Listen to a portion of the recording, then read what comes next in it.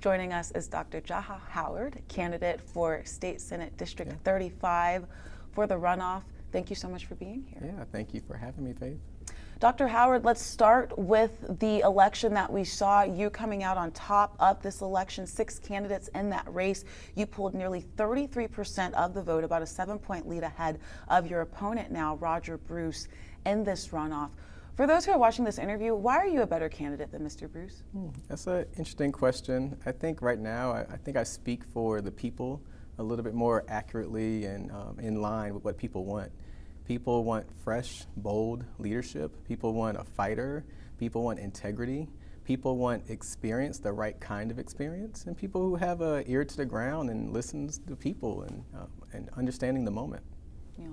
If you get the job, what's your top priority, day one, going in? Everything costs too much. Affordability in every single way. How many times do you go to the grocery store and just can't believe how much basic things cost?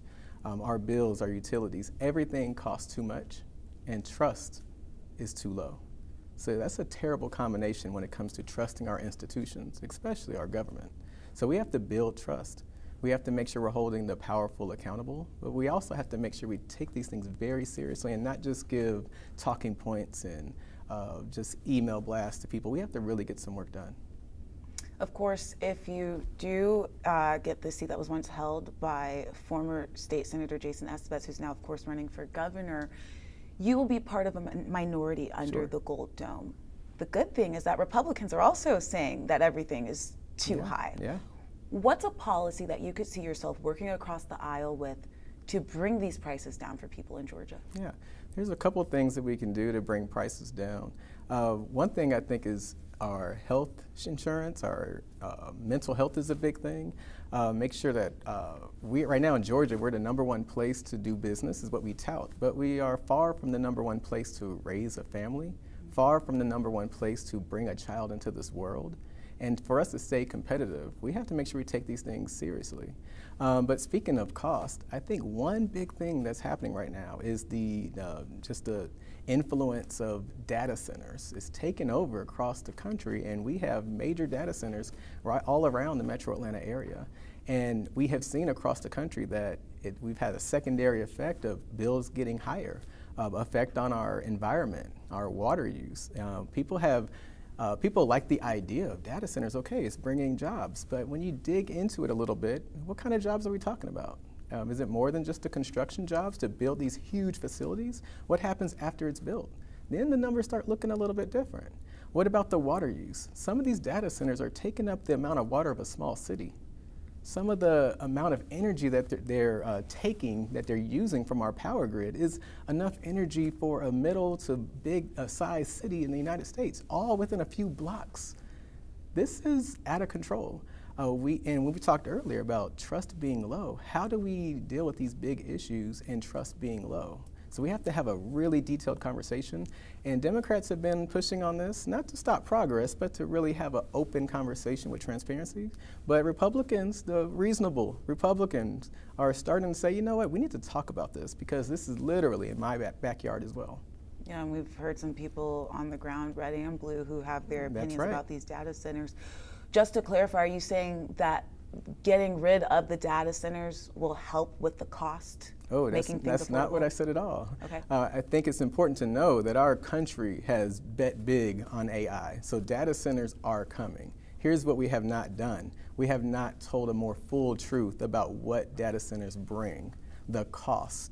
How do we mitigate that? How do we make sure that we don't have state law kind of sneaking in that's going to push the cost of these things to the everyday consumer instead of data centers paying their fair share? Are they doing that extra step by developing ways to have their own internal power use? Those things are possible, but we can use state law to add more protections for everyday citizens who don't see all the other aspects that go along with it. Thank you for clarifying. No problem. Getting back to my original question, what policies do you see that you could work across the aisle that will bring prices down for people in Georgia? Right now, we can talk about rent prices. And we have companies who have been named in some lawsuits, who have been a part of artificially raising rents in Georgia and around the country, using algorithms, using these third-party groups to artificially inflate rents. We can make sure that we have state law that has some teeth that's holding these companies accountable. The other thing is, it is pretty much ridiculous. I get very passionate about this because I know between my family home growing up and so many people that I know, there are huge companies with Wall Street money backing them, coming and swooping up houses in our neighborhoods that we grew up in. How are individuals who are trying to keep their family home or buy their first homes supposed to compete with Wall Street money? State law can do something about that. We need to make sure that the American dream is intact, and we have to be serious about that. What would you suggest? Like putting some type of block to make sure developers aren't coming in? And I would say, what do you suggest? And I keep prefacing this with, because it will have to take a bipartisan effort, correct? So what could you see Republicans also getting behind? Yeah, everything that you heard me say, Republicans want to stay in their own home as well. Republicans want to make sure, Democrats and Republicans, we want to make sure there's affordability across the board. And nobody likes a cheater. We don't want to stop business. We don't want to stop business. We want to make sure our economy is growing and flowing, but for everybody. And what we don't want are super big businesses, many of them who do not even have a home base here in Georgia. They're swooping in here, taking advantage of everyday people. And Republicans and Democrats alike are going to get behind that. So would you suggest like stopping that cold turkey, only allowing some people in? We have to have protections. So oftentimes when it comes to policy, we think of these extremes. The concept of a company coming in and buying some homes is one thing, but when you're scooping up a quarter or a third of the homes in the city of Atlanta, and if we do deeper dive in Metro Atlanta, that's a big deal. Now the market is all thrown off. And so we can't just let these mega companies just come in and take over. We have to have some protections. It's all about balance. And we don't hear that enough in politics. We think of extremes. No. The best ideas are usually right there that kind of we have an appreciation from ideas from both sides of the aisle. Thank you for your answer. No problem. I want to ask you about healthcare because as we know, the government shutdown really kind of revolved around the extension of Affordable Care Act, enhanced subsidies that Democrats warn will increase premiums for everyone. Yes. If you're elected to the seat, you'll be coming into a session where the state might be responsible for helping people pay for their health insurance, trying to figure out those healthcare costs. What is your suggestion coming in? What's your thought process? Yeah, I think as a pediatric dentist that sees hundreds of patients a week, that's the beauty of state lawmakers. We have the opportunity to have a true ear on the ground, to listen to people. It's designed for us to be working folks who are in the community. We can go to our Congress persons, we can go to our senators, our U.S. senators, and say, look, we have to do something. Obamacare has some benefits, but let's be honest, it is not perfect. It is a good Band-Aid. But let's talk about what we really need to do. Do we need to revive a conversation about public option? Because there is an appetite for that on both sides of the aisle. Do we, I know that the more progressive wing of the Democratic Party is Medicare for all. You know, that's at least there are conversations about solutions. On my Republican friends, if you look on the right and you see what their options are, we don't have a lot of options. Even recently, the president said, okay, I had, well, before that, remember there were concepts of a plan. And then just recently, it's like, okay, now I have some ideas, but that got postponed just recently. Maybe by the time this airs, we'll hear what that plan is. But we have to do something. This has been going on for decades. It almost reminds me of the school funding formula in Georgia. It's 40 years old. I mean, I'm almost 45 years old. Our funding formula in Georgia for our public schools is 40 years old, and we tinker around the edges. That's exactly what we've been doing in our country when it comes to health insurance. It's time for real change, getting serious, stop playing the games of, well, all the ideas have to come from one side of the aisle. No, let's find the common ground and be relentless about going after that. And I'm glad that you brought up education because you were once on the Cobb County School Board making some very important decisions for our youth. What's the biggest issue right now for you when it comes to education? Of course, you would be representing parts of Cobb and Fulton County. Sure. The biggest issue in public education for me and for almost everyone else that I know is literacy. Literacy. Our kids in the state, by and large, can't read well. Mm-hmm. We are afraid to say that. We have significant pockets where literacy is a huge problem. And we know that if our kids are not reading well by the third grade, it gets very, very difficult after that. We have to invest, major investment in pre-K, in 3-year-olds, 4-year-olds being able to get a head start, so that way we can make sure they're entering our kindergarten class and our first grade ready to read.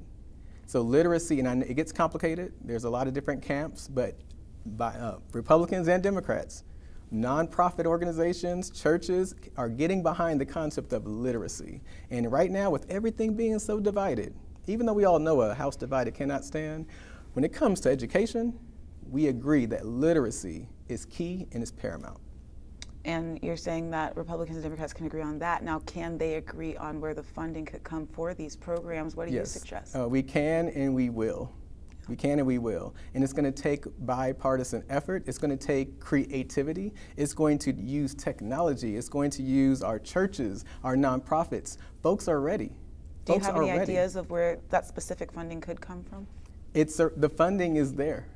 We have to be more creative with the funding that's there. There's a concept of being faithful over a few things, and you might get more, right? Because the public trust in our institution is low, because it's low, people are hesitant about using taxpayer money to do any new project. Too many people just say, oh, throw more money at it, throw more money at it. Well, let's prove that we can do right with the money that we do have. And then I think you'll see people be happy to give more money towards specific things, and then show people what we're doing. Don't just change the terminology. Don't just shift the rubric around and use all this language where folks, the layperson is like, okay, what's going on? And these are the games that we play. These are the games that we play. It's enough of the games. People are sick of it. Our kids need to learn how to read. And they're going to do it. And that change is happening right now. You already see the energy popping up all over the state. But now it's time to have government not fix everything, but just to help coordinate all these wonderful efforts that are happening. Being mindful of your time again, I like to end these conversations not from my paper, but just from your head and your heart. 60 seconds. What is your message to the voters as they're heading into this runoff? My message is that I love God and love people. That's my whole approach to everything. And when it comes to loving people and loving God, that requires sacrifice. That requires doing things that are uncomfortable. That requires not being so focused on the end that you don't think about the means. The how you do it matters. Building trust matters. And that's what you're going to get from me. And I'm excited about representing District 35. This is where I grew up. This is where I work. This is where I live. This is where I worship. And we're here to do things differently, not just for District 35, but for the entire state of Georgia. Thank you so much, Dr. Howard. We truly appreciate it. Thank you for having me.